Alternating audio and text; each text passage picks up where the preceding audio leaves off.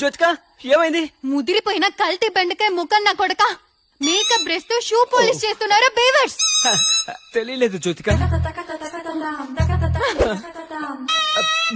రేపు సాయంత్రం లోపల సేమ్ బ్రాండ్ మేకప్ బ్రష్ తీసుకురాలేదంటే నిమ్మకాయ టైర్ కింద పెట్టి తొక్కిస్తారు కదా, అలా తొక్కిచ్చేస్తాను.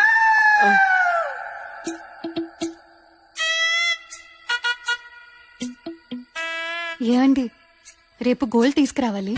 నిన్ననే 1 లీటర్ తెచ్చాగా జ్యోతిక. నేననేది గోల్డ్ విన్నర్ నూనె కాదు.